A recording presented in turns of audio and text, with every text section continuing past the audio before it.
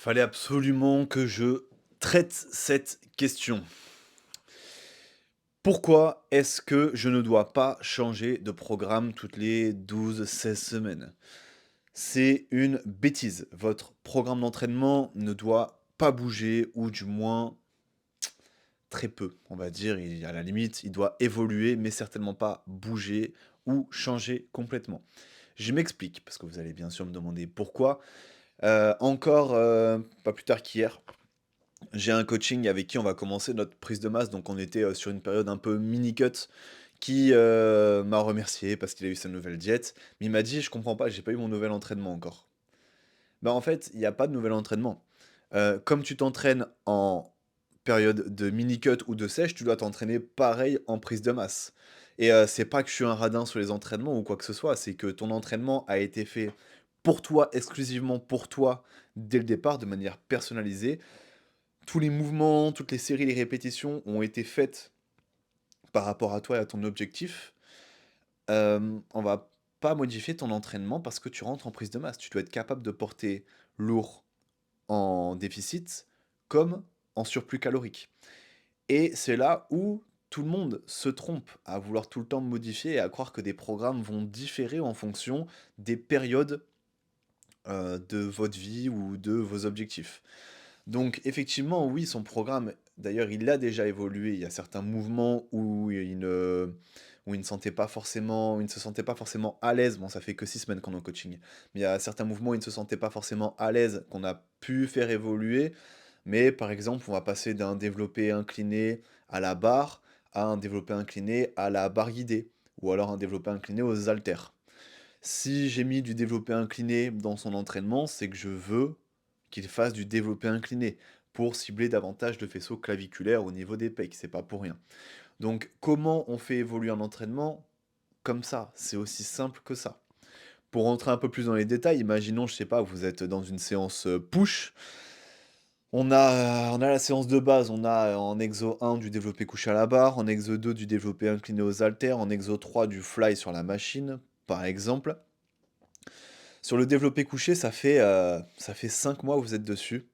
Par contre, super ressenti, vous vous sentez bien sur le mouvement, vous progressez, vous performez, bref, tout est bon. Pourquoi vous allez me changer ce mouvement? Des envies de c'est quoi en fait le problème? Des envies de changement, vous avez non, non en fait. Tu progresses sur le mouvement, tu y restes. Surtout si tu ressens bien, surtout si tu es à l'aise dessus. Par contre, développé incliné, 7e semaine d'entraînement, ça te casse les couilles. Tu sens les épaules, tu te sens pas à l'aise sur le mouvement, tu as toujours le bras gauche plus fort que le bras droit, c'est chiant, tu pas de ressenti. OK, on en discute, ça fait déjà 7 semaines que tu essayes, tu performes pas, tu pas à l'aise dessus, bien sûr qu'on le change, bien sûr. On passe, comme je t'ai dit tout à l'heure, on va pas faire du développé incliné aux haltères, on va le tester à la barre libre, au cadre guidé, à la machine, en fonction de ce que tu as aussi dans ta salle. Parce qu'un programme d'entraînement bien fait, il se fait aussi de manière personnalisée, évidemment, mais du coup, bah, par rapport à ce que tu vas avoir dans ta salle à disposition. Donc,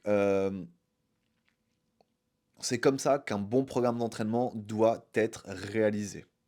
Dès le départ, là, si tu es en train de regarder la vidéo et que ton programme d'entraînement, c'est celui de ton pote, ou que c'est un programme d'entraînement que tu as pris sur internet, c'est bien, c'est mieux que rien en soi, mais c'est pas le bon programme pour toi.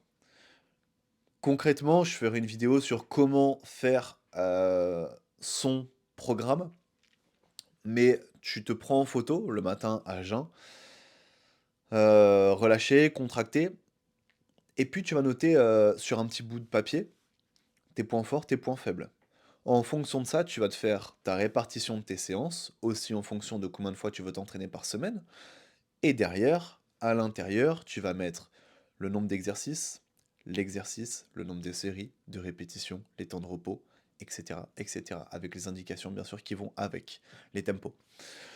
C'est comme ça qu'on fait un bon programme d'entraînement, et dès le début, tu dois avoir ça. Ça veut dire que là, si tu me regardes et que ton entraînement, c'est pas ça, soit directement, tu cliques sur le lien dans ma bio et tu prends rendez-vous avec moi et je vois pour te faire le meilleur programme possible, c'est une bonne solution. Soit tout simplement, tu es autonome, tu as déjà des très bonnes connaissances, tu te sens capable de le faire pour toi, même si tu progresseras toujours moins qu'avec moi. Ben, tu fais ce que je t'ai dit. Mais tu dois absolument avoir un entraînement qui est fait et conçu pour toi. Une fois que tu as ça, tu le testes pendant 3, 4, 5 semaines. Et le change pas avant. Le change pas avant. Tu le testes, tu progresses, tu notes. Alors, moi, il y a une catégorie de gens en salle, j'ai du mal, tu vois. Ça, avec les carnets d'entraînement et les petits crayons là, ça m'énerve. Mais on a tous des iPhones aujourd'hui. Tu prends ton onglet notes et tout simplement, tu vas noter à chaque fois tes performances de séance en séance. Et tu évolues de semaine en semaine. Fais bien les choses. Euh, Essaie de tout traquer. Plus tu vas avoir d'informations, plus tu vas pouvoir être à l'aise sur les séances d'après. Mais c'est obligatoire. C'est obligatoire.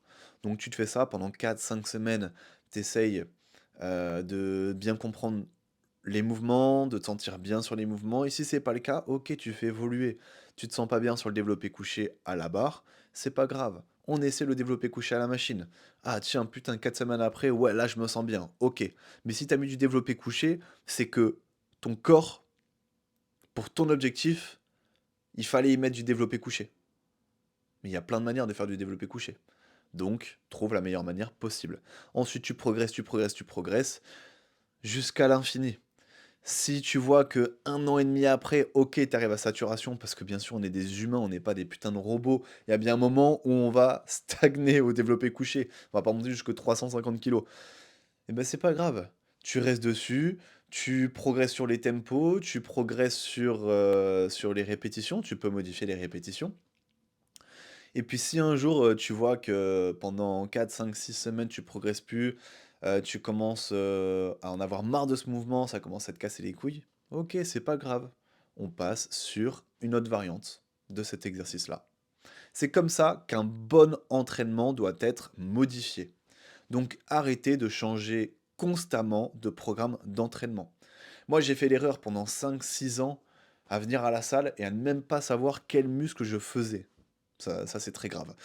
Mais même quand j'avais un petit tracker de savoir exactement quel muscle j'allais faire tel jour ou, ou à tel moment de la semaine, bah, j'arrivais à la salle, je savais même pas quel exercice faire, quel nombre de répétitions, quelle machine faire. J'ai passé, ouais, je t'ai dit 5, 6 ans à bah, perdre un peu mon temps. Parce que oui, j'ai progressé, parce que c'était mes premières années muscu aussi, et puis que j'allais toujours chercher l'échec de l'échec. Mais derrière, il n'y avait rien qui était traqué. Je notais pas mes perfs, je notais rien. Et puis toutes les semaines, je changeais d'exercice. Parce que, soi-disant, il faut choquer le corps. Mais travailler en surcharge progressive. J'ai déjà fait une vidéo YouTube dessus, un podcast dessus. Checkez ça, travailler en surcharge progressive. C'est la base pour progresser. Et si vous vous ennuyez dans votre entraînement, c'est que votre entraînement, vous l'avez mal fait dès le début. Mais logiquement, on ne s'ennuie pas quand la seule chose qu'on recherche, c'est la performance. La journée, avant votre entraînement le soir, vous devez penser qu'à une seule chose, combien je vais pouvoir mettre ce soir par rapport à la séance dernière. C'est la seule pensée que vous devez avoir pendant toute votre journée pour progresser et vraiment évoluer sur votre entraînement. On va pas parler 1000 ans de ça. Si vous voulez avoir le meilleur des entraînements, vous cliquez sur le lien dans ma bio ou vous m'envoyez un DM, un message, bref, ce que vous voulez. Je vous aiguillerai au maximum ou même on pourra commencer à bosser ensemble. Mais stop, stop, stop, stop. On change plus d'entraînement là toutes les 2 semaines, toutes les 3 semaines. Ça sert à rien. Vous vous posez, vous commencez avec un vrai training et vous le suivez le plus longtemps possible. Et vous me remercierez. Et bien évidemment, vous pouvez le faire évoluer si vous voyez que physiquement, par exemple, vous avez toujours commencé par du développé décliné et ensuite du développé couché. Si vous voyez à la longue que vous commencez à manquer de faisceau claviculaire, ok, c'est pas grave, vous modifiez. Vous commencez par de l'incliné. Aussi simple que ça. Vous n'êtes pas bloqué dans un programme d'entraînement, c'est pas ce que j'essaie de vous dire.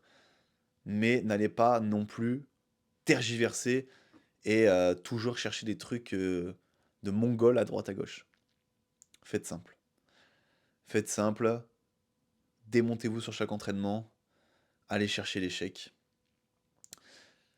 et pas plus, pas plus. J'espère que cette vidéo, elle vous a plu, elle vous a apporté du bon contenu, elle vous a vraiment apporté, de la plus-value et que ça va vous permettre de mieux progresser parce que c'est quand même la base d'avoir un bon entraînement. Mais comme je vous ai dit, je vous ferai une vidéo sur comment monter un vrai programme sportif, un vrai programme d'entraînement pour soi et de la meilleure manière possible. Si cette vidéo vous a plu, n'hésitez pas à mettre un like, pareil pour le podcast, notez le podcast et faites tourner la vidéo au maximum à vos potes qui arrivent à la salle et qui ne savent même pas quels muscles ils vont travailler aujourd'hui, quels mouvements ils vont faire. Les pauvres. Allez, à très vite.